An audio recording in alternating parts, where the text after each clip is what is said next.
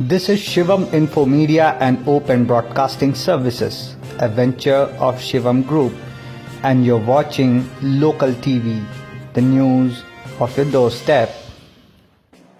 नमस्कार दर्शकों, स्वागत है आप सभी का लोकल टीवी पर।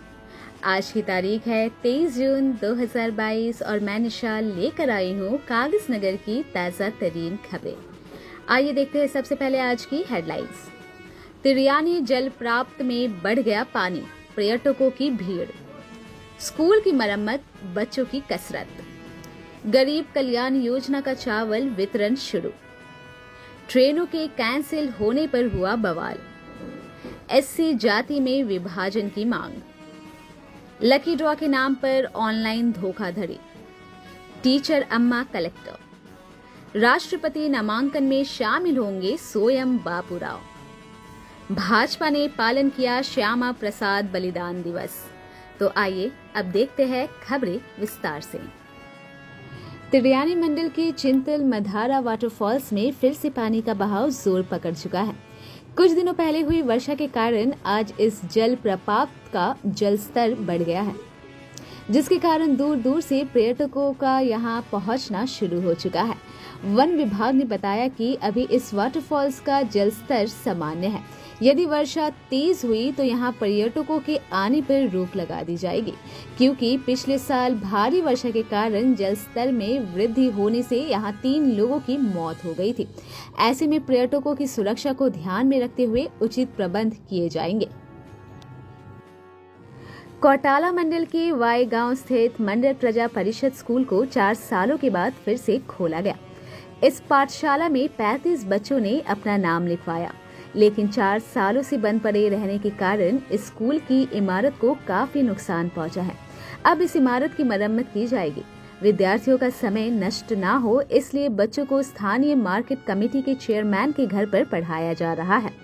पाठशाला की अध्यापिका सरिता जी ने ये सूचना दी है कि इमारत की मरम्मत में कम से कम 2 सप्ताह लगेंगे। तब तक बच्चों का समय नष्ट ना करते हुए उन्हें ऐसे ही पढ़ाया जाएगा। पिछले 2 महीनों से सरकारी राशन की स्कीम में प्रधानमंत्री गरीब कल्याण योजना के तहत मिलने वाले अतिरिक्त 5 किलो चावल की सप्लाई बंद थी। ऐसे में भारतीय जनता पार्टी द्वारा पूरे प्रदेश में इस विषय को लेकर आंदोलन किया गया, जिसके फलस्वरूप आज से ये 5 किलो चावल की सप्लाई फिर से शुरू हो गई। कागज नगर के भाजपा नेता डॉक्टर पालवाई हरीश बाबू ने सभी राशन की दुकानों पर जाकर चावल की सप्लाई की जांच की। कल कागज नगर शहर में ट्रेनों के कैंसिलेशन को लेकर काफी बवाल हो गया। कई लोगों के फोन में मैसेज आने लगे कि कागज नगर और हैदराबाद के बीच चलने वाली सारी ट्रेनें नॉन इंटरलॉकिंग के कारण कैंसिल रहेंगी। लोगों ने तो न्यूज एप्लीकेशन में भी ये खबर देखी, जिसके बाद लोगों में अफरा तफरी मच गई। कागज नगर रेलवे स्टेशन पर लोगों की भीड़ जमा हो गई। यहाँ तक कि इस खबर की पुष्टि करने के लिए लोग रात के 2:30 से 3 बजे कागज नगर रेलवे स्टेशन पर पहुंच गए। आधी रात को ट्रेन से ज्यादा प्लेटफॉर्म टिकट बिक गई। जैसे ही रात 3:25 पर भाग्यनगर एक्सप्रेस सिकंदराबाद की ओर गई, तब जाकर लोगों की जान में जान आई और कुछ लोग तो हैदराबाद से चलकर सुबह 10:45 को कागज नगर आने वाले इंटरसिटी एक्सप्रेस का भी इंतजार करने लगे। इंटरसिटी के आने के बाद ये बात स्पष्ट हो गई कि ट्रेन अपने निर्धारित समय पर चल रही है। हमारी टीम ने कल कागज नगर के रेल अधिकारियों से व्हाट्सएप के द्वारा इस न्यूज को लेकर जांच पड़ताल की, तो रेलवे अधिकारियों ने ये पुष्टि कर दी है कि ये खबर पूरी तरह झूठी है। जो भी हो, इस झूठी खबर के कारण हमारी कागज नगर की जनता हैदराबाद की ट्रेनों को लेकर सांस रोके हुए परेशान दिखाई दी। कथित रूप से दलितों की पार्टी कही जाने वाली एमआरपीएस ने एक नया मुद्दा उठाया है। जिस तरह तेलंगाना और आंध्र प्रदेश में पिछड़ी जातियां यानी बीसी कास्ट में 5 विभाजन हैं, जिन्हें की ए, बी, सी, डी और ई में विभाजित किया गया है, उसी तर्ज पर दलित यानी बीसी जातियों में भी विभाजन किया जाना चाहिए। इस लड़ाई को दलित बनाम महादलित का नाम दिया गया है। इसके चलते एमआरपीएस ने बेज्जूर से लेकर जिला केंद्र आसिफाबाद तक पद यात्रा शुरू कर दी है। अपना समर्थन जुटाते हुए एमआरपीएस के नेता अपनी इस मांग को कलेक्टर तक पहुंचाने के लिए इस पद यात्रा को चला रहे हैं। हमारे दर्शकों को आए दिन ऑनलाइन धोखेबाजी का सामना करना पड़ रहा है। ऐसे में हमारे एक दर्शक ने जनता को जागरूक करने के लिए हमसे अपनी एक कहानी साझा की। स्क्रीन पर दिख रहे इस फोटो के साथ एक वीडियो हमारे मित्र के व्हाट्सएप में आया, जिसमें कहा गया कि उनका फोन नंबर एक लकी ड्रॉ में चयनित हुआ है। उस फोटो में दिए गए फोन नंबर पर व्हाट्सएप कॉल करने से उन्हें लकी ड्रॉ में 25 लाख रुपए मिलेंगे। ये फर्जीवाड़ा एक विख्यात टीवी शो कौन बनेगा करोड़पति के नाम पर किया जा रहा है। दर्शकों से निवेदन है कि ऐसी फर्जी मैसेज से दूर रहे और 1930 नंबर पर इनकी शिकायत करें। आज सुबह जिले के एडिशनल कलेक्टर चाहत बाजपाई जी कौटाला दौरे पर निकले, जहां पर उन्होंने मुत्तमपेट गांव के सरकारी स्कूल का निरीक्षण किया। निरीक्षण के बीच एडिशनल कलेक्टर साहिबा का अध्यापक वाला रूप देखने को मिला।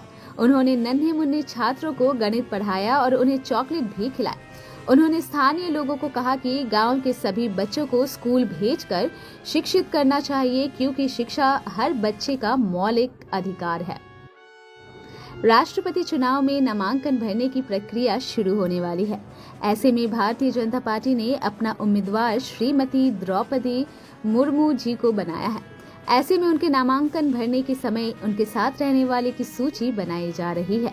ओडिशा की रहवासी द्रौपदी जी को समर्थन देने के लिए बीजू जनता दल बीजेपी के कुछ विशिष्ट सदस्य उनके साथ रहेंगे और प्रधानमंत्री नरेंद्र मोदी द्रौपदी जी के प्रस्तावक बन सकते हैं।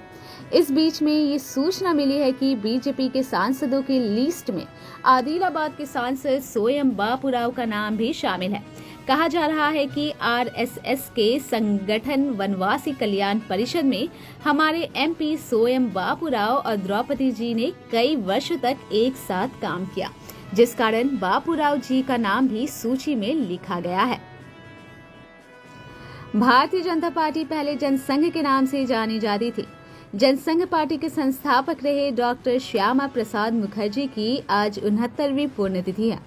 उन्होंने आज ही के दिन वर्ष 1953 में कश्मीर मुद्दे पर अपना बलिदान दिया था। उनका बलिदान स्वतंत्र भारत का एक ऐसा बलिदान था जिसने उस समय पूरे देश को झकझोर कर रख दिया था। जैसा कि कहा जाता है कि पहले जम्मू और कश्मीर जाने के लिए स्पेशल परमिट की जरूरत पड़ती थी, क्योंकि कश्मीर को धारा 370 के कारण एक अलग देश का दर्जा मिला था। जम्मू कश्मीर के अलग प्रधानमंत्री और तिरंगा के अलावा अलग झंडा हुआ करते थे। कश्मीर को भारत का अभिन्न अंग बनाने के लिए मुखर्जी ने आंदोलन चलाया। एक देश में दो विधान, दो प्रधान और दो निशान नहीं हो सकते। इस नारे को बुलंद करते हुए अपने कुछ समर्थकों के साथ डॉक्टर श्यामा प्रसाद मुखर्जी बिना परमिट के कश्मीर में घुस गए थे। यही फैसला डॉक्टर मुखर्जी की जिंदगी का आखिरी फैसला साबित हुआ, जिस वजह से तत्कालीन प्रधानमंत्री जवाहरलाल नेहरू ने डॉक्टर मुखर्जी को गिरफ्तार कर लिया, जिसके बाद कश्मीर के जेल में संघर्ष करते हुए डॉक्टर श्यामा प्रसाद मुखर्जी मारे गए। बीजेपी आज के दिन डॉक्टर मुखर्जी का बलिदान दिवस मनाती है। ऐसे में कागजनगर के बीजेपी नेता डॉक्टर पालवाई हरीश बाबू ने आज अपने कार्यालय में डॉक्टर मुखर्जी का बलिदान दिवस मनाते हुए उन्हें श्रद्धा सुमन अर्पित किया। तो दर्शकों, अगर आपको हमारी ये वीडियो पसंद आई हो तो एक लाइक ज़रूर कीजिए, और अगर आपको अपनी कोई राय हमें देनी हो तो आप कमेंट के ज़रिए ज़रूर बताएं। अपने दोस्तों, परिजनों और ख़ास तौर पर कागजनगर के साथियों के साथ इस वीडियो को शेयर कीजिए। अगर आप हमारे चैनल पर नए आए हैं तो हमारे चैनल को सब्सक्राइब कीजिए और पास में बने बेल आइकन पर क्लिक ज़रूर कीजिए। नए वीडियोस आते ही आपको नोटिफिकेशन मिल जाएंगे। मिलते हैं नई खबरों के साथ नए वीडियो में। तब तक के लिए नमस्कार।